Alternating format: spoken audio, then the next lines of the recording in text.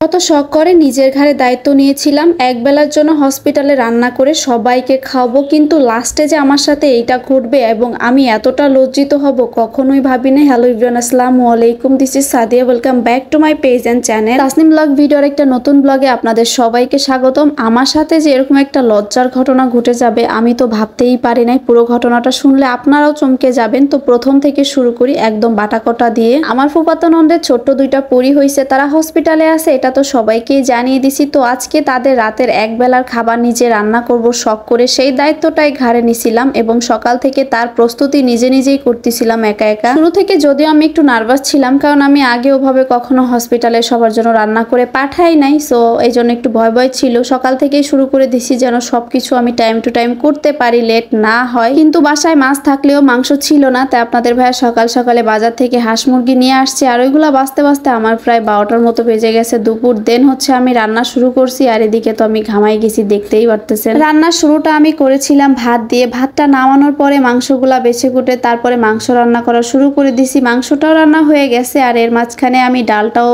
একটু করে নিছিলাম প্রেসার কুকারে শীষ দিয়ে। এখন হচ্ছে এটাকে কি বলে, ডাল ঘুটুনি, এটা দিয়ে ঘুটে নিতেছিলাম। এটা দিয়ে একটু নাড়াচাড়া করলে ডালটা পুরো একদম মিশে যায়। আমি এই ডালটা রান্না করব ইলিশ মাছের মাথা দিয়ে, মুড়ি ঘন্ট টাইপের, এবং মাছের আরেকটা তরকারি করব। কিন্তু সবকিছু ঠিক থাকলেও লাস্টের দিকে যায় ঘটে আমার সাথে সবচাইতে বড় লজ্জাজনক ঘটনা। আর আজকে তো মাশাআল্লাহ এত গরম পড়ছে, আমি ঘরের ভিতরে একদম পুরো ঘেমে গেছি। আর এই হচ্ছে সেই ঘটনাটা, মানে আমি মাছগুলা ভাজতে দেওয়ার পরে আমার সাথে এই ঘটনাটা ঘটে। মাছটা আমি উল্টাইতে যে পুরাটা একদম ভেঙে গেছে, যেটাতে আমি খুবই ভেঙে পড়ছিলাম। প্রথমে কি করব বুঝতেই পারি নাই, পরে মাছগুলা থেকে বড় কাঁটাটা সরিয়ে ইউটিউবের একটা রেসিপি দেখে দেন হচ্ছে নতুন স্টাইলে আমি ওটাকে ভুনা করি। যদিও এই ঘটনার জন্য আমি নিজেও প্রস্তুত ছিলাম না, একটু লজ্জিত ছিলাম, জানি না ওরা খাওয়ার পরে আমাকে কি বলছে। খাবার রেডি করে নিজেও রেডি হয়ে বসে আছি, হঠাৎ শুনতে পাই আপনাদের ভাইয়ের মোটরসাইকেলে চাবিটাই নাকি হারিয়ে গেছে। এরপরে তো আমার মাথায় আকাশ ভেঙে পড়ে। প্রায় 2 ঘন্টা আল্লাহ আল্লাহ করে চাবিটা খোঁজার পরে দেন আমরা পাই। যদিও বিকালে আমাদের খাবারগুলো নিয়ে যাওয়ার কথা ছিল, বাট